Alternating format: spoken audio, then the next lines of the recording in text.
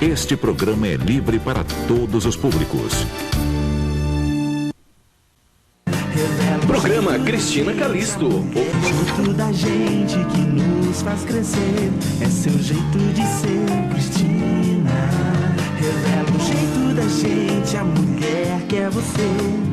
Faz diferença, Cristina.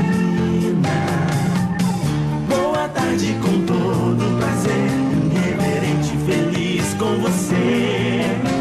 Atual e completo, um programa discreto. É você, Cristina. Cristina.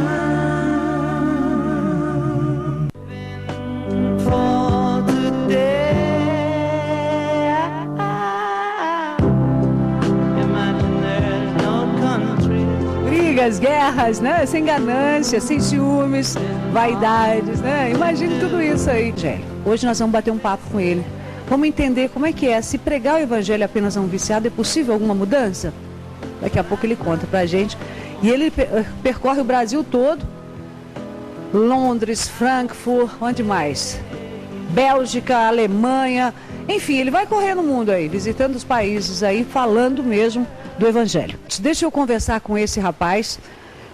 Vou chamar de rapaz, 61 anos, né? Ainda continua sendo rapaz. José Antônio de Souza Filho, ele é um missionário hoje, mas é um ex-dependente químico e eu acho que ele tem histórias muito boas para servir de exemplo, porque quantas famílias eu imagino assistindo o programa que deva ter casos em casa, de filhos, né? Tem hora até que desacursou, dá vontade de desistir. Mas ele é uma prova viva de que é possível recuperar as pessoas. Você é um ex-dependente químico, né? Boa tarde, tudo bem? Boa tarde, Cristina. É um prazer muito grande de estar com você aqui. E eu estou pronto a responder as suas perguntas e expor aos telespectadores, porque eu encontrei forças para reagir e vencer as drogas, que realmente era uma epidemia nos anos 70. Encontrar forças para reagir, eu acho que não deve ser fácil. Sozinho ninguém consegue nada. Onde é que você encontrou força para reagir, dar uma virada na sua vida, depois a gente fala das drogas?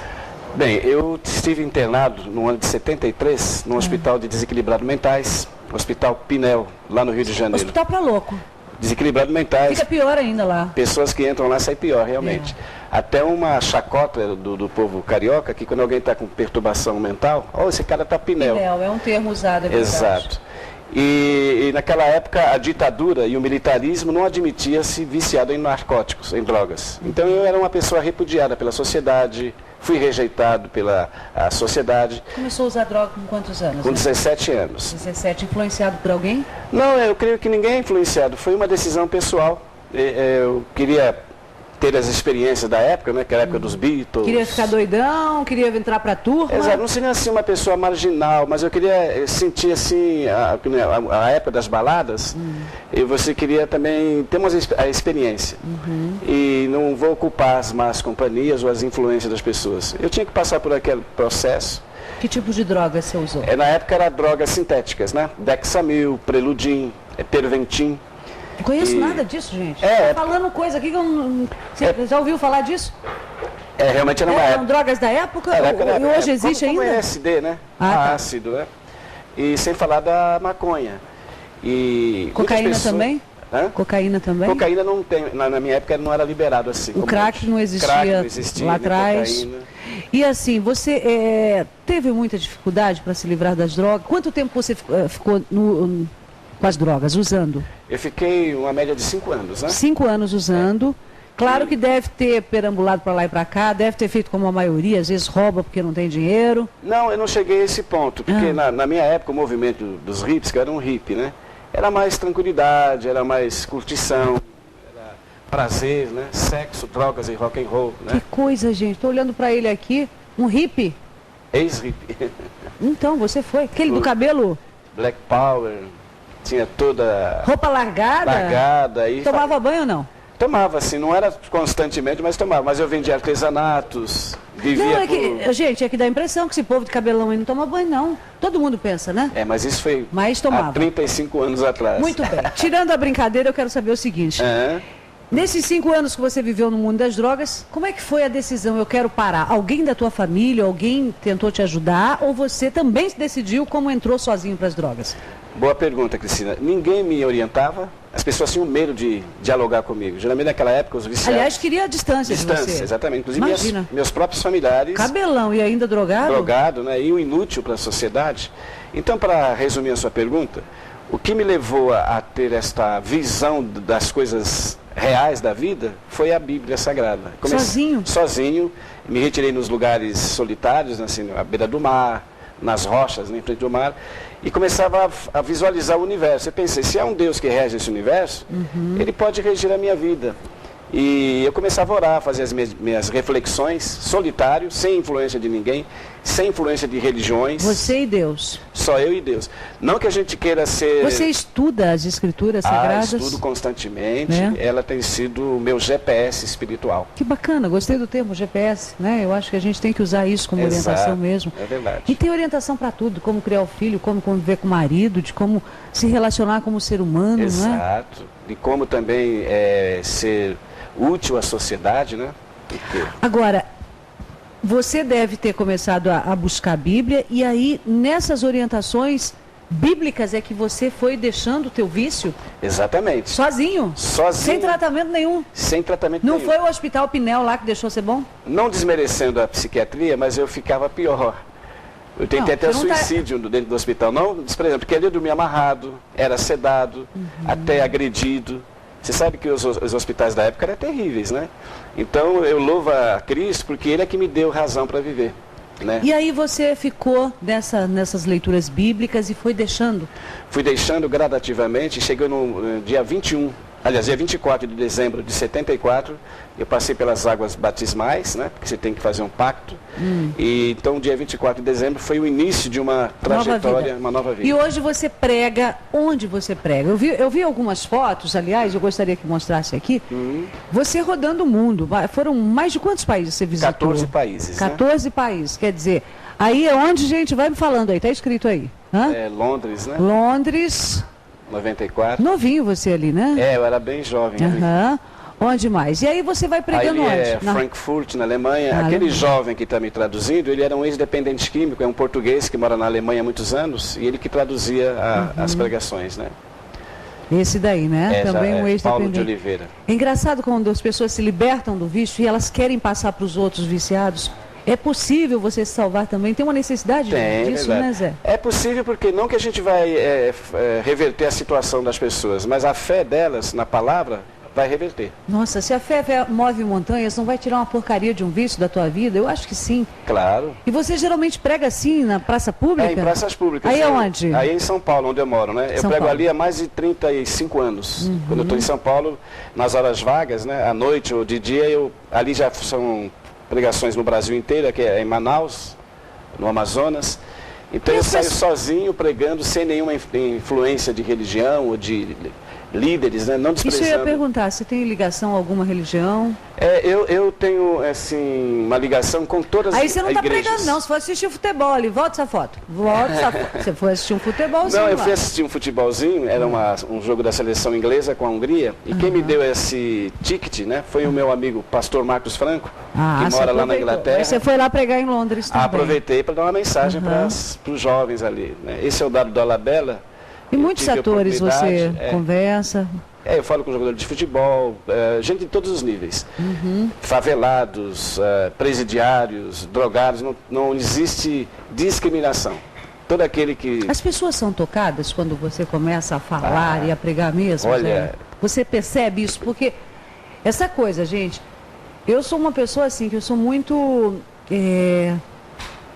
vamos dizer, enjoadinha seria o termo? Não sei.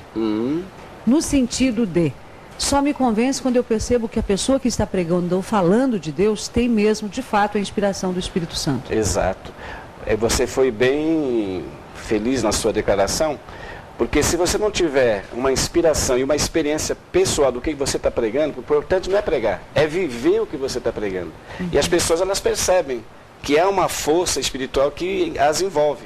Não para que elas se tornem fanáticas ou mude de religião, mas para que elas encontrem uma luz. O caminho, né? O caminho. Uma vez o rei Davi diz, Lâmpada para os meus pés é a tua palavra e luz para os meus caminhos. Verdade. E a sociedade moderna, alguém às vezes me questiona, fala, mas pregador, como é que você prova que a Bíblia é a palavra de Deus? Isso aqui é um monte de papel, né? As pessoas têm essa mania. Aí eu digo... Os ateus, né? Os céticos. Os céticos. Aí eu digo a eles, os nossos documentos também são papéis. O SIC, o RG, a carteira profissional, o passaporte. Mas são esses documentos que identificam-nos como cidadãos. A Bíblia identifica Cristo como rei. E quem crê vai encontrar razão para viver, como eu encontrei, milhões no mundo inteiro encontraram. Eu tenho mais um minutinho, eu queria perguntar para você, nessas tuas andanças de pregações, falando com jovens dependentes, e eu acredito muito mais homens do que mulheres, você tem ou chegou a uma conclusão, o porquê que as pessoas acabam se envolvendo, na maioria das vezes, com as drogas? Eu tenho, pela minha experiência pessoal, é que há um vazio, e esse vazio a gente quer preencher com drogas. Mas isso em decorrência do que esse vazio? A família acabou deixando de alguma maneira? É uma decepção muito grande? Qual é o maior motivo que leva as pessoas a se envolver com o mundo das drogas? Acho que um dos fatores mais contundentes é que as pessoas não são entendidas, às vezes, pelos seus familiares, não culpando os familiares, mas há casos que... Eu estive agora pregando, fazendo um trabalho na cidade de Paraná do Oeste, encontrei a mãe e o filho alcoólatras. Ela totalmente transtornada e ele também. Aí eu procurei dar uma mensagem e percebi que é falta de estrutura familiar, a maioria dos casos. E outros casos é que as pessoas querem experimentar. Vai no embalo, né? Acha que é interessante. Ontem eu ainda conversando, ontem à noite, né, eu estava voltando para casa, depois que eu fui gravar o lançamento, aliás, um beijo para Hugo e Gabriel, ontem foi lançamento oficial em Maringá, lá no Night. E eu voltando para casa, fui pegar meu filho Johan, tem 9 anos, e a gente se deparou com alguns meninos que aparentemente usavam crack. Né? A aparência de quem usa crack tá assim tão estampada que... E ele falou, nossa mamãe, olha só. Eu falei, filho, olha, quem hoje se envolve no mundo das drogas tem que saber, né? Eu acho que a gente tem que orientar para o filho que a primeira vez é muito legal, todo mundo, né? Porque senão meu filho vai e fala, minha mãe falou que era ruim. Não, é muito legal, o problema vem depois, e vai indo, é a grande perdição. As consequências vêm depois, e você vê que grandes ídolos do rock, né, como Jimi Hendrix, Janis Joplin, e recentemente Amy Winehouse, aos 27 anos, todos eles, que eram grandes celebridades do show business, do rock, morreram precocemente. Sem Cristo, o homem não tem razão para viver. Nem equilíbrio nenhum, concordo com você. Obrigada, eu tenho a impressão de que alguma coisa a gente passou, se pelo menos é esperança para alguma mãe ou alguém que está assistindo e acompanhando o programa, de que é possível com força de vontade sim, fé no Criador absoluto, que Ele que nos rege mesmo. Experimentar, né, esse contato é muito importante. Então as pessoas às vezes não tentam, não experimentam pelo menos. É verdade. Você tem uma mensagenzinha final? É uma mensagem final e eu também queria dar um lembrete, um convite, se alguém quiser participar de uma palestra, que eu vou estar agora domingo, às 19 horas, na 6ª Igreja Presbiteriana Renovada, comandada pelo pastor Paulo Sérgio. Essa igreja fica no Jardim Continental, em frente ao viaduto Ney Braga. Às 19 horas, se você tiver alguém com problemas de drogas, angustiado, deprimido, a gente está ali para trazer uma mensagem de otimismo e de fé. Mas para concluir, só queria deixar um pequeno texto da Bíblia, que está escrito em Eclesiastes, no capítulo 11, o verso 9. Alegra-te, jovem, na tua juventude, e recreia-se o teu coração nos dias da tua juventude. Anda pelos caminhos que satisfazem o teu coração, e pela vista dos teus olhos. Afasta, pois, a ira do teu coração, e remove da tua carne o mal. Porque a juventude e a adolescência são vaidades. São esse texto de Eclesiastes 11, o verso 9, e é uma realidade. Sem Cristo, o jovem perde a direção, perde os ideais e os valores da vida. Mas através da fé você vai encontrar razão para viver. Para concluir, o jogador Kaká, que joga no Real Madrid, um dos melhores jogadores do mundo, rico, famoso, ele encontrou em Cristo e na palavra de Deus razão para viver. E você pode encontrar também, ouça o Evangelho numa igreja próxima à sua casa, medite nessas palavras, porque Jesus diz, nem só de pão viverá o homem, mas de toda a palavra que procede da boca de Deus. Cristianismo não é um movimento religioso. Cristianismo é um movimento de paz. Jesus diz, a minha paz eu vos dou, não vou lá dou, como o mundo vou lá dar. Uma boa tarde. Eu agradeço pela sua boa receptividade. Obrigada, Zé. Imagina, sei que nos brindou aí com palavras super importantes. E assim, né, gente, ó, pode ter dinheiro, pode ter saúde, mas se você não tiver realmente Deus no seu coração, a soberba, a arrogância, se percebe muito rapidamente uma pessoa quando não tem Deus no coração, né? Quando não tem a temência a Deus, né? É uma pessoa soberba, uma pessoa insuportável de conviver, aí fala que tem doenças, é falta de Deus. Né? Doença mental é falta de Deus também, muitas vezes.